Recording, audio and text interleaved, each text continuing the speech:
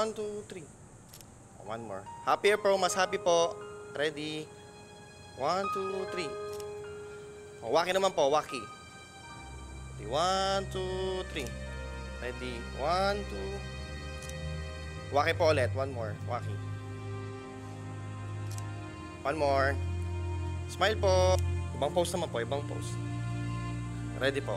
1, 2. One more.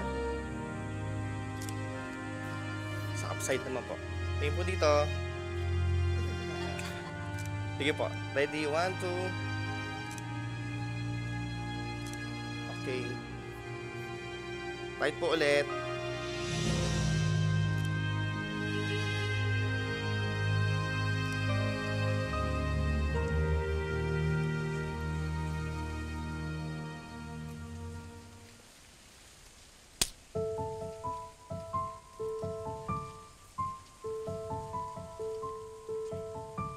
Akala ko naman kung sino nagpatawag sa akin.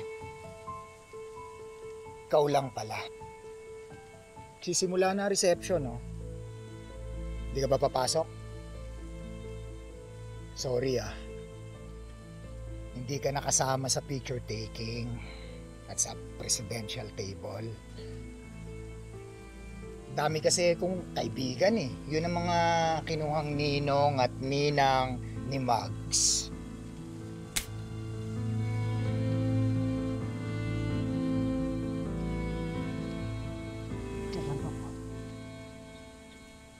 Ididimanda kita, biktima mo. Pwes wag kang gumawa ng eksena dito. Asal ng anak mo. Siguro nga, ito yung tamang okasyon para ako naman ang manampal sa'yo.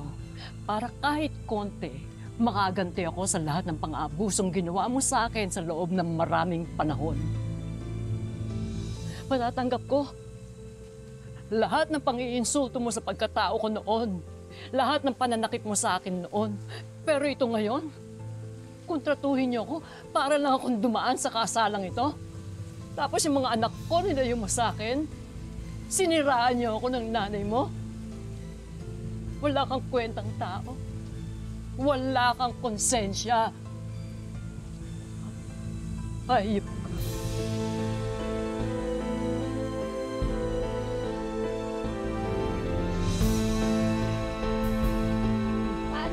Kayo.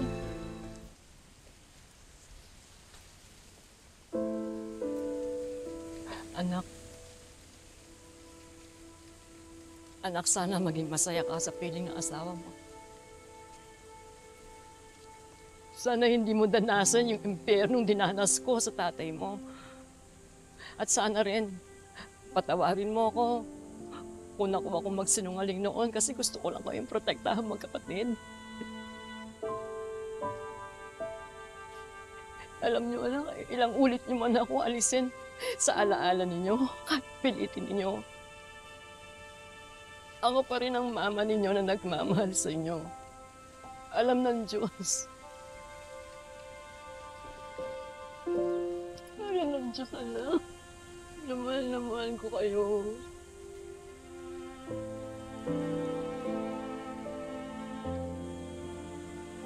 Alam niya kung gaano kayo.